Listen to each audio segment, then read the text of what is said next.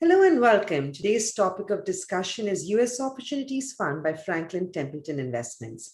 And joining us to talk about it is Avnish Bhatnagar, VP and Co-Head, India Retail Sales. Thanks, Avnish, for joining us today on the show.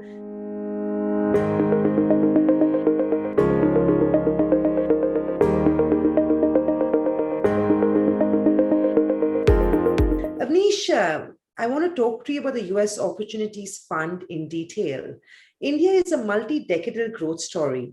Why should an investor seek opportunities outside India? And what are the options available to an investor for global investing? And what factors should an investor consider while choosing a global investment opportunities? Hey, thanks, Amina, for hosting me. A very good afternoon. Hello, everyone. I trust all of you are keeping safe and healthy in these pandemic times. So you are right, Samina. Indeed, India is a multi-decadal growth story. But as the old adage goes, don't put all your eggs in one basket. I'm sure we do talk about in the financial parlance of diversification, but one should not only look at diversification only across asset classes, but I would definitely say one should look at diversifying across geographies as well. And if you look at most of the research will also tell you that 90% of investor returns actually come from asset allocation and not just which fund you picked, which country you invested in, which asset class you invested in. As long as you get your asset allocation right, research tells us 90% of the return or your 90% of the job is done. So if you have to optimize your returns, we believe you should not be just diversifying across debt and equity, but you should also be looking at geographical diversification. So that's where we believe a global fund definitely fits in investments for our clients. And there are several reasons also, if one were to look at in terms of why you should be diversifying. So if you look at India today, on a standalone basis, India is contributing just 3.3% of the global GDP and 2.5% of the global market cap. So if you have to look at investing from a larger perspective, I don't think so India is providing an investment opportunity which helps you participate in global growth. So again, the big myth is that India continues to be a very high growth economy. But that's not true. There are other economies also which are doing very well. If you look at year 2019, India actually grew the seventh fastest in that period. And there are countries like China, Philippines, Indonesia, which grew faster than India. So again, this is a myth that India is the fastest growing economy and hence all your money should be invested in India. And again, if you look at a very interesting point from a portfolio perspective also, India typically gives you higher returns. We've seen that in the past over the last 10, 15, 20, 30 years. But then it comes with its own set of volatility as well. So the higher the returns, higher the volatility. But if you look at a global fund, whether it is investing in US or Asia or China or Europe, there is very little correlation between the Indian funds and the global funds, which means if you have to diversify at a portfolio level, your overall volatility will actually come down. So which again, we believe theoretically, if you combine two low correlated or negatively correlated assets, your portfolio returns and your volatility definitely improves. So that also merits a case for looking at global diversification for sure. So as far as the options go in terms of where you can invest, obviously today there are many fintechs which are offering, in fact, ICICI Direct also offers direct investing into global equities. You can invest in global ETFs, you can invest in fund of funds, you can invest in global funds directly as well. So there are various options, but let me call out here, like you rightly said about LRS, the beauty about investing through a mutual fund route is that the LRS limit of $250,000 doesn't restrain you from investing more if you want to. So in that sense, global funds give you that opportunity. I think from a factors that you need to keep in mind while choosing global opportunities, basically, it's about your allocation, like I said, how much you want to invest between global and domestic. And I'm sure Your distributors will be able to advise you better in terms of what should be your asset allocation. But if I were to call that out, I would say 10-15% of your overall portfolio that you're investing in risk assets typically can get into global investments. And then you should also be mindful of if there are any currency linked goals that you have, or you want to look at the risk that is coming from the underlying currency, or you want to allocate basis your region or a country. Basically, if you are looking at investing in US or Europe as a whole basket, or you look at global investing. So these are factors that you should keep in mind while you are choosing an investment fund. But in the end, what I would say is basically, if you are investing in global funds, it provides you actually two asset classes in one. You are investing in global equities, and at the same time, you are investing in currencies as well. So that's the benefit in nutshell that you get. Anish, to be a little more specific within global investing, why the US markets? What, in your view, makes the US equity market a must have in an investor's portfolio? So, like I said, Samina, India accounts for 3.3% and 2.5% of global GDP and market cap. So that's not representing actually the true global sense.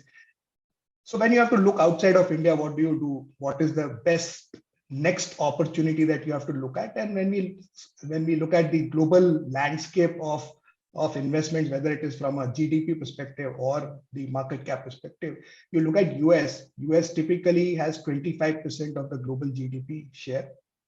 And when it comes to market cap, US accounts for almost 42% of global market cap. So by choice, I don't think so we have an option to ignore US as an investment opportunity if we have to look outside of investing of India. And I believe that becomes your next best option of choice if you have to look at outside of India. Again, if you look at US markets over the last, I would say a decade or so, they've been particularly leading the growth in the not just the global sense, but among the advanced economies also. US has been outpacing some of the large countries. Consumer spending has rebounded very, very sharply and has even crossed the pre-COVID levels if you were to see. And obviously it is an outcome of the policy response that we've seen, which was very, very aggressive from the Fed. It was more expansionary from the previous cycles. And we are also seeing improving corporate confidence, which is actually manifesting in the pickup in the capex cycle in the US as well. So these are factors which we believe US markets will continue to do well. Coming back closer to India, I would say, again, a reason why you should look at diversifying outside of India as well is that winners rotate, and India can't be the best performing market. So historically, India and US have moved inversely from a returns perspective. And an interesting data, let me share with you. Over the last 10 years, if you look at the returns from markets, whether it is India, China, US, Europe, Asia, and we bunch them together, 6 out of 10 times over the last 10 years, US has been the best performing market. India and China have actually topped twice in the last 10 years. So 4 is between India and China and 6 is US. And not only this, when I talked about correlation, if you look at out of these 6 times when US has done better than India, 4 out of these 6 times India has been actually not the best performing market in that period, which means the correlation when US is at number 1, India is probably the lowest in terms of the ranking. And hence, we believe US merits a case for investing, because if you have to diversify outside of India, this investment can cushion your portfolio returns, given that you have a very correlation compared to US.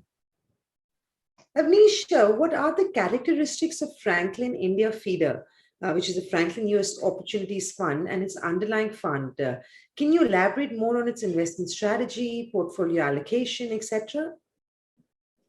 Sure, Samina. So basically, this is our Franklin India US Opportunities Fund. It's basically an open-ended fund of fund which invests in our US parent fund, which is the US Franklin Opportunity Fund. And so we feed into the US fund. So this fund in US was launched in the year 2000. So has a more than 20-year of track record. And as we speak, the assets for this fund globally are in excess of $8 billion. Right. So even in India, if you look at the feeder fund, which we launched in 2012, has a robust 9-year track record that we have. And I'll be proud to say that it is one of the largest global funds in the category at this point of time. So how does the fund work? Basically, it's simple. You will invest in Indian rupees in India through the feeder route. We will convert that Indian rupees into US dollars and will invest into our parent fund. And when you redeem from the fund, you typically get back your investments in INR, but it comes with the US dollar returns as well because your investments were in the US dollar. So that's how this fund typically works and helps you hedge your currency risk. From a fund strategy perspective, Samina, we typically run a very high conviction focused strategy in terms of investing in leading US companies across market spectrum. So it's not a large cap or a multi cap. So it is basically a flexi cap kind of a fund. And we typically look at investing in companies which are growth focused and are market cap agnostic. So the fund can invest in large, mid, small caps. And if we talk of US, actually, there is one more cap, which is the mega caps. So obviously, we're not missing on the mega caps as well. But then the fund is cap agnostic. We see drivers of value creation across different sectors, which may not be present in India in terms of industries within the healthcare or the fintech or the consumer retail, where some of these innovative businesses may not be even listed in India. So this fund helps you play that also through the feeder route. And then the focus that we derive on this fund is in terms of identifying good quality companies which have very robust competitive advantages, have strong balance sheets, and have high free cash flows. So these are the prerequisites for us to kind of invest in some of these stocks in the US, because we believe these are companies which can weather any severe economic downturn, or they can as well be part of the down weather with the increased market or economic volatility as well. Avnish, while diversification is a crucial aspect, can you please highlight how the US Opportunities Fund can be positioned in an investor's overall asset allocation scheme of things?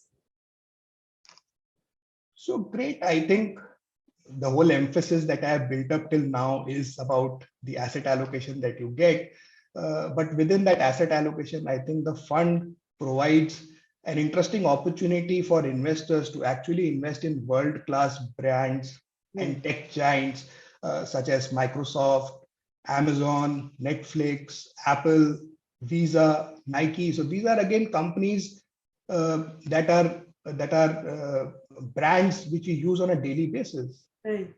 So why not own them in your portfolio if you have an opportunity? While you can invest directly into these stocks also, but the benefit that you get by investing in mutual funds is that you can create a larger basket of these stocks, and that's one of the biggest benefits that the US Opportunity Fund brings to our investors in India. Right. And again, the other big point is that while these companies are listed in the US, but these are truly global companies. Just to give you an example, if you look at S&P 500, which represents the top 500 companies in the US, 43% of the revenue of these companies actually come from outside of US. So when you are investing in these companies, you are actually investing in global companies and not just in the S&P 500 or the Russell 3000, which is the benchmark index for our fund. And there are many innovative businesses and sectors that are not even listed in India. We are just seeing some of the e-commerce companies coming through. We saw the Zomato IPO coming through and some of those in India. But then many innovative businesses and sectors are not even listed in India. So you get to play that. Mm-hmm. The other big reason that I would call out, which we kind of do ignore while investing in a US fund or maybe any other global fund, is that today most of us at some stage may have a dollar liability or may have aspirational goals which are linked to currency. Right. So let us look at, say, children's education, which is one of our key goals. And we see so many of our children go abroad for studying, and it's a big goal. So cost of doing an undergrad in US 10 years back was around 15 lakhs. So today, if you have to look at that same cost, it's costing around 34 lakhs. So the cost of doing an undergrad in the last 10 years has actually doubled. And largely this has happened because of the currency depreciation. And so we believe if you are able to invest in a US opportunities fund, it provides you hedge against this currency depreciation. And at the same time, it helps you create dollar assets. So these are two strong reasons that I believe that you should be looking at investing in a US fund. Right. Avnish, does investing in the scheme also carry any currency risk? I mean, you talked about how the rupee has depreciated, rather has depreciated historically. How does exchange rate impact the investment value for an investor? So I did talk about it, Sabrina. Yes, so currency plays an important role in this fund because we are investing in dollars and not in INR. So basically, if you look at any global fund, your returns will come from two factors. One is the underlying portfolio return that you will get from the stocks that you are invested in, or the feeder or the parent fund that is invested in. And second is basically coming in from the rupee depreciation, which actually enhances your returns from the investments made on your foreign investments or your global portfolio. So if you look at historically between INR USD, we believe India being a high inflation economy, theoretically, if you have to look at basically the exchange rate difference will typically be the difference between the inflation among the two economies. And what we have seen over a period of last 10, 15, 20, 30 years, that typically rupee depreciates anywhere between 3 to 5% over maybe a 5-year block. So you may see 1 year or 2 years of rupee appreciating for a variety of reasons, maybe intervention from the central bank. But over a 5-year, 3-year, 5-year block, we will see India typically the currency INR depreciating anywhere between 3 to 5%. So that gets captured in the return of the fund. And that helps the fund in generating positive returns, not just from the underlying portfolio itself, but adding the rupee depreciation also to that. Right. Avnish, also, can you share some highlights on the US feeder fund performance, historical performance of the fund?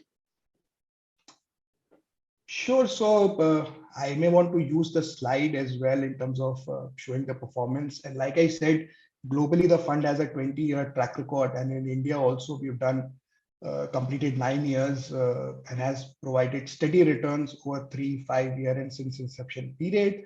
So if you can see on the screen, the fund has actually delivered 19.19% CAGR return over the last 9 years. Even on a 3-year and a 5-year returns, the fund has generated a return in excess of 20%. But here I would like to call out that one should not only look at the returns of the fund, while the returns have been extremely good, whether we compare it with domestic markets or whether we compare it with global markets. But we believe the base case of investing in US still be the fund offers you diversification. It helps you reduce overall volatility of your portfolio and also provides hedge against the currency depreciation. So these are the three large factors, while the return has also been extremely good on the fund. And at this point of time, let me call out the disclaimers also that past performance may not be sustained in the future. Mutual funds are subject to market risk. So please read the offer document before you invest. But yes, the returns have been pretty good. Very lastly, Avnish, tell us about the fund management team that manages the underlying fund, and also what are the factors which make Franklin Templeton an AMC of choice for investing globally? So let me take the last part first, because we being a truly global fund house, I think the experience that we bring to our investors, so our fund house has a global experience of more than 70 years in the investment field. We manage global assets of more than $1.4 trillion across a wide variety of asset classes, not just debt, equity, but beyond that as well in terms of alternates, commodities. So we do that across the globe. In India, obviously, we have few of our global offerings that we've brought to our investors.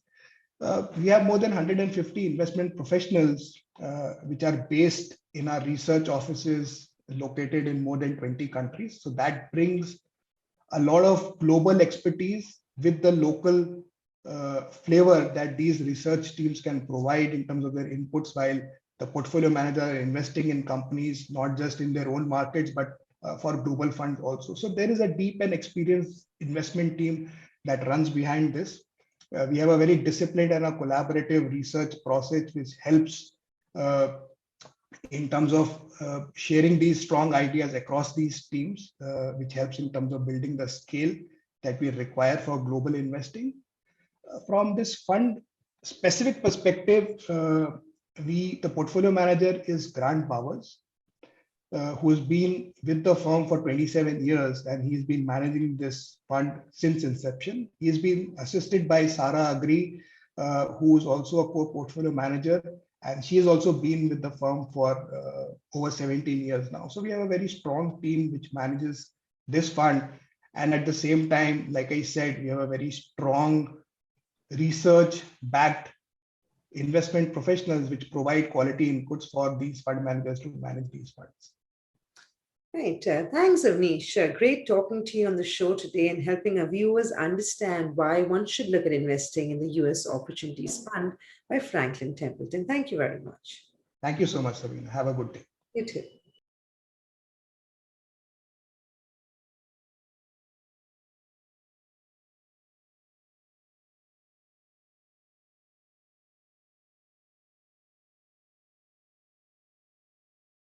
Mutual fund investments are subject to market risks. Read all scheme-related documents carefully.